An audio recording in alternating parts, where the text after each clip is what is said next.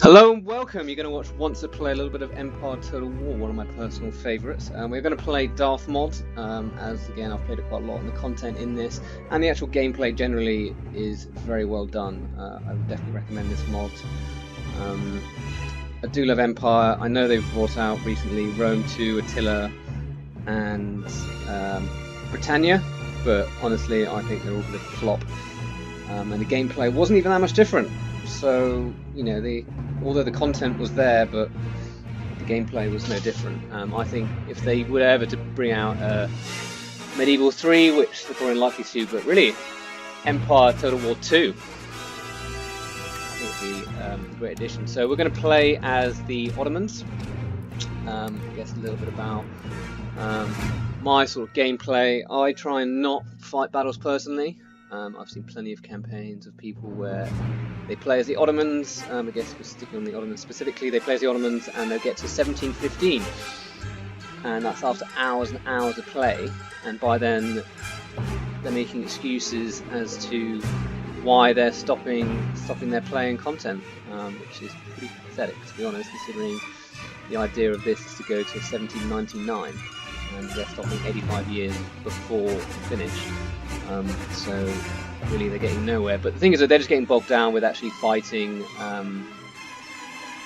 battles personally, having to destroy armies. So we're going to play on hard difficulty and very hard battle difficulty, and that's to try and avoid having to fight battles personally, to make it less attractive to do. And also you could argue I should be playing very hard, but the way that the difficulty is set up is the AI gets bonus gold.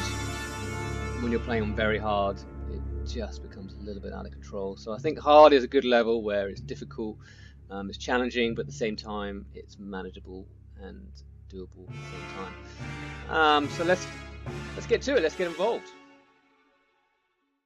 Your first priority should be to protect the boundaries of your empire to the north and west. Hostile Russia is attempting to obtain a Black Sea port through your protectorate, the Crimean Khanate, and despite the recent peace, your traditional enemies, the Austrian Empire, will press home any advantage in the Balkan territories of Bosnia and Serbia. As the empire of Safavid Persia collapses, there may be incursions into your territory from the eastern desert, so secure the borders of Mesopotamia and Armenia to keep their movement in check. You must also consider the steady advance of technology in the West. Very soon, you could find yourself disadvantaged on the battlefield, with only weight of numbers swinging in your favor. Keep abreast of technology by assigning scholars to research all the latest developments. Maintaining friendly relations with a major European power, possibly France, will prove useful should Russia and Austria rise against you. Continuing your support and control of the Crimean Khanate and surrounding regions should prevent Russia from breaking out of their present landlocked status, whilst the Barbary states should continue to act as a buffer to the aggressive navies of Catholic Venice and Spain. Okay, as mentioned, let's get to it. So you heard the wench. Basically all she was saying is you don't really fight a war on two fronts, which is, again, as you should know from history, World War I and World War II, especially World War II Germany, or in this game Prussia, it's not something ideal to be doing. So to solve that problem, I'm going to cede land, not that way, not make demands, I'm going to cede land to Austria. So hopefully they'll take it. And also you saw as well, before I even did this, I allied with the Barbary states, so they started your protectorate, but the problem is they themselves are more or less pirates, so they're at war with everybody, and that means that because they are your protectorate, it means you can't ally with anyone else. So as you've seen there, Austria have took my agreement, very well negotiated, and we ceded land to them, but at the same time brokered peace. So that means my western front we don't have to worry about. So we can carry on. You'll see other few tips here that I do is force a habit. I do give the Mughal states a leg up and sometimes Denmark as well, because I just don't like Sweden and Martha. But Martha in the actual Darth mod, they've actually nerfed them quite a bit. So more often than not in Darth mod, Martha actually gets destroyed pretty early on. But that's fine, because the way I see it is we're the Ottomans and we want to unite, Allah Akbar, unite all the Muslims. So the Mughals are Muslims, so we'll be friendly with them. As well, another sort of tip, or I guess as well, one going through is a bit of a tutorial why I'm doing the diplomatic agreements first, is because in Darth mod and just generally when you do start, you start with quite a lot in your treasury, and again it's quite interesting to see what other countries give you, because again they know that you've got money in your treasury, so they might, again you saw Denmark there willing to trade some land for a bit of cash as well. So we'll see how that goes. It's quite different. They haven't actually done too much in the Darth mod to the Ottomans. It's actually a lot more content and changes to the European powers, whether it's pictures and actual players and gameplay. So we're going to start by researching here Enlightenment, as again it's definitely worth reading the characters and their stats, and he does start with extra points in Enlightenment, so we're going to go ahead with that. And the reason we're going for this one is because you do start with cotton, although the yield's not very high. You do start with cotton farms, cotton plantations, so I just think we'll get that. It gives you bonus gold per town per turn. So as mentioned, we've peaced out with Austria, or eliminated the threat. I'm getting rid of certain units, because really what you want, again, as I mentioned, I'm not one to fight battles personally, so I'm leaving it to my generals, and I don't want to give my generals peasants.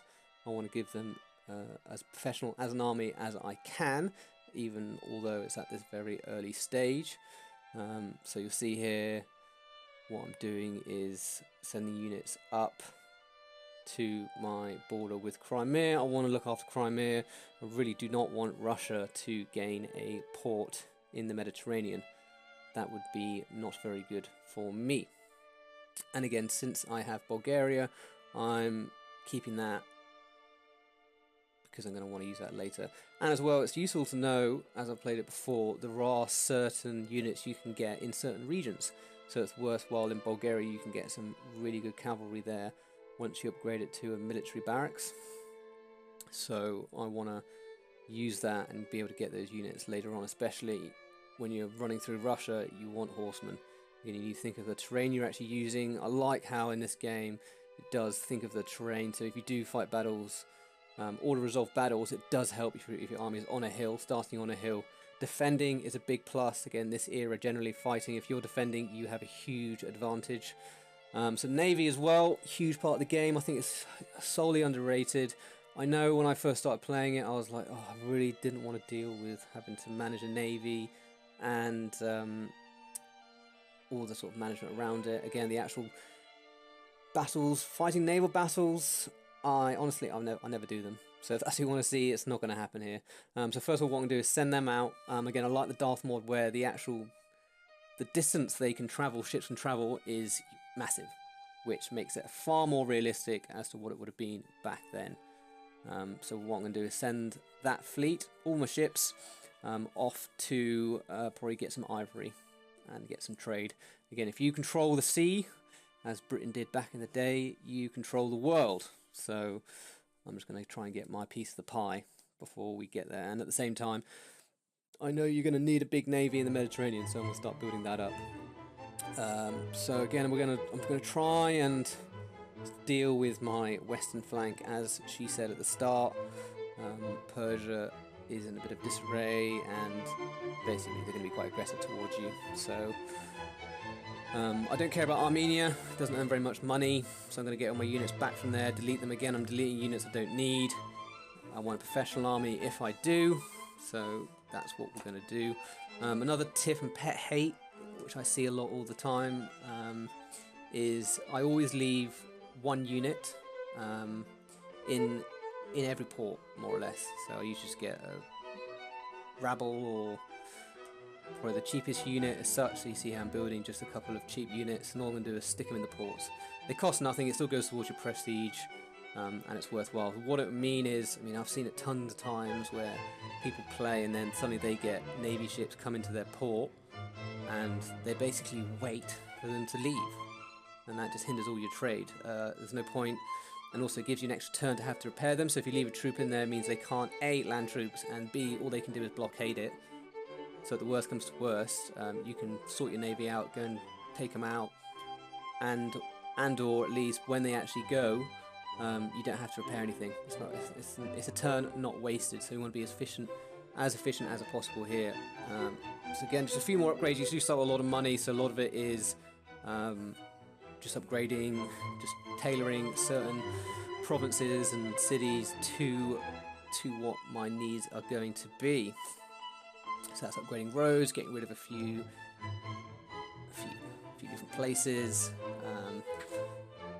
Again, I'm going to try and limit the amount of actual, I guess, gameplay to some extent, because again, I really want you to see actually cracking on with certain years. I am going to show you this is the whole first turn. The first turn is pretty important, but throughout the rest of the series, hopefully you'll see that I'm sort of going to give you more of a highlights reel on certain things, because again, it's just not relevant for you to see every turn. And I know when I've been watching people play Empire again, it's usually just fighting battles and stuff, and you take so long just having to flick through to fast forward. Because what you want to see is actually what happens when you actually get further down the track and how it all plays out, really. So as the Ottomans as well, you start with terrible ministers. So you see there I've changed them. It's good being a absolute monarchy, which you are. Mufasa II, who's terrible. He has the worst stats possible. But being an absolute monarchy, you can change who you have in power and what ministers you have, which is useful compared to a constitutional monarchy or a democracy, where you basically don't have as much to say.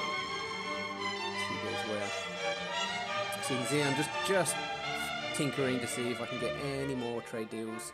Again, if you can't, if people are unwilling to trade with you, give them tech, even at times, give them a bit of money, or if they demand a bit of money, I'm usually more not happy to pay it, because the revenue you get over so many turns will outweigh what you pay up front, so it's worthwhile. So I'm also going to build up a bit of an army in Greece, as I know Venice are quite hostile and really take it out. We can't have someone there. Again, what's the point of not having Venice land, and also you can get some good ports there. So I'm going to move this army again. This general is very, very good. You can also start with a decent army there. But again, as you saw, I am reinforcing him with a couple of extra troops going up there, just to make him a more professional outfit. So here we go, and here we basically are coming to the end of the first turn. As you see, I'm a bit of a flapper and making sure that we're all ready to go before we press the button. Alright, as mentioned, I am reinforcing my general up top towards Ukraine with a few extra troops. Now here, what I'm going to do is actually attack Ukraine, and I've just checked there that the reinforcements can reach,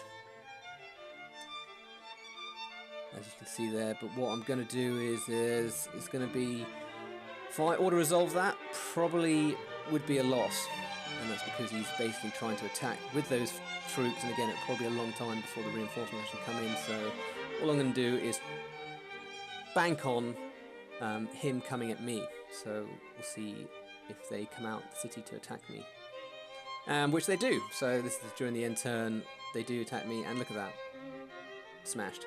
To note as well is during this turn, yeah, Georgia declare war on me, and yeah, they attack Armenia. I'm not too worried. I will come back and get them at a later date.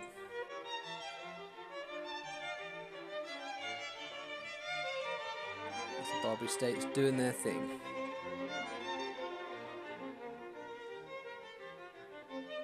So they are useful to have, the Barbary states. Again, they do, although they might hinder a bit of your trade, still useful to have. So you can see I'm still researching Enlightenment first. it's just worth it with that minister and just be able to have your cities try and get to a profitable state without actually earning gold per turn. And yeah, look at that. It's so worth it. We destroyed so many more of their units and lost not as many as ours. Defending is, you have such the advantage with defending in this era. So it's good that I own Ukraine. I've played with other strats where you actually give Ukraine to Crimea. Again, as I mentioned from the start, the difficulty on the campaign difficulty, it is basically a multiplier of bonus to other nations and AI. And when it's on very hard, it gets out of control.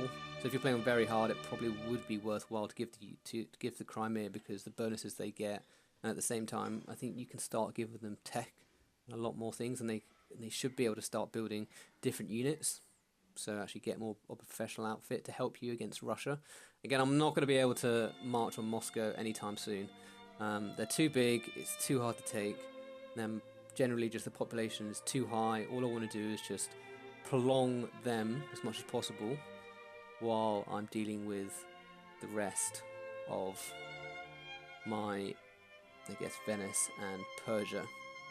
Those are the only sort of people I'm worried about at the moment. And Georgia as well, yeah, obviously they declare war on me. So this is the navy I've built. Again, I told you, navy is very important. And I'm also building up a fleet in an army in Greece.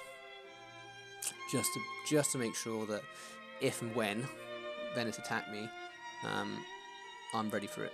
So again, there, our fleet's arrived. I've done a lot of building. It's all happened now. We're only in turn 2, 3 now. Nothing too crazy has started yet. Again, we've researched that so I can upgrade my plantations. Again, it's worthwhile to do early game. Why not? You get a bit of cash to start, and again, your revenue's fine. You're not really doing any wars. I've not really built too many units. At the moment, it's fine. So I think I checked. Ivory was the best resource to get from the start. So I'm not sure as well. I think in Darth mod as well, if you just plop a navy on any of these trade ports, you just start exporting the resource. But I know on Empire you actually have to have trade ships. So I know you have a trade ship there to start, but I know on the other ports you can't actually build trade ships, I believe. So it seems to be working there. It does work. I like as well the fact you can build 5th rates from the get-go in more or less all ports, and you can build 4th rates in level 3 fisheries. That is useful to know. So it's worthwhile upgrading them pretty early, again, rather than having to wait for the navy doctrines to build better dockyards to then actually build them. So here is a bit of a bold move. I do try and assassinate Persian general, and yeah, now I've lost all my vision in that area, so that does come back and bite me. Another tip as well, which I know from this, is from the start, as I said, I'm going to be fighting with Persia as of there. I'm at war with them now. I didn't build from the start a fortification around Mesopotamia. Might have helped me down the track, but oh well. It's 12 grand to build in the Darth mod compared to the 4 grand in normal Empire. So I like as well the different units you get with the Ottomans. You get the Kurdish militia, very, very good units, great light infantry units. Definitely worthwhile having a few of them. The artillery as well you get with the Ottomans is unbelievable. Yeah, the organ gun, it's great, but no canister shot on them though. But again, as I said from the start, you don't actually get canister shot with the Ottomans, which you do on the normal game to start with. So Poland also, to note, declare war on me. I was a bit worried here when they started amassing an army, but I saw that Austria, I believe, declared war on them as well, which is normal considering I've pieced them out. So I didn't worry too much about that. I just presumed hopefully Austria was going to exert some pressure and they'd have to back off. Again, going through turn by turn, it's just worth checking to see if there's anyone you could trade with, just to maximise and be as efficient as possible with earning as much revenue per turn. and that's why as well you see me just a bit of a safe precaution, leaving a unit in every naval port. Again, that also so they don't just land an army, go through the port and be able to walk all the way up to a city. So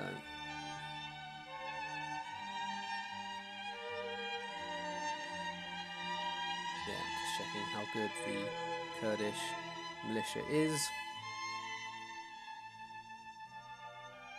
And again, I'm building I know, yeah, I really want to get the upper hand on Persia on this eastern front, especially with the navy. So I've started building 5th rates there, just so I've got a bit of a navy, so I'll get the upper hand and can limit their trade. Again, as I said, you start with terrible ministers, but every turn you get an extra minister, so it's worthwhile chopping and changing them as you see fit. Just checking their stats. Yeah, sometimes they're morally impaired. It does hinder your growth, and again, it's worth just when they are that terrible. There's no point keeping them, even in your roster. Yeah, so as you can see there, they're looking a lot better and healthier, and actually giving me the stats that I want. Again, feel free to change them between each other depending on their stats.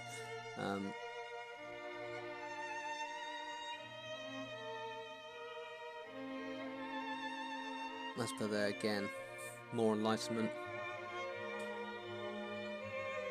Taxing quite high to start, doesn't really matter early game. Again, you're losing gold per province, per turn, but that will all change later on. Again, this is early game, and it does go all the way to 1799 supposedly. Again, what I didn't explain as well from the start was I went long campaign instead of anything else, because well, it actually gives you objectives to do throughout the game, so I thought that was worthwhile rather than just world domination. So we're coming now to the end of the first episode. I hope you enjoyed. There'll be more to come. Again, this is quite long because I wanted to make sure you had a look at a good length at the first turn, but we'll see how we progress. So I'll leave you here, and hopefully stay tuned for more. Let me know what you think in the comments.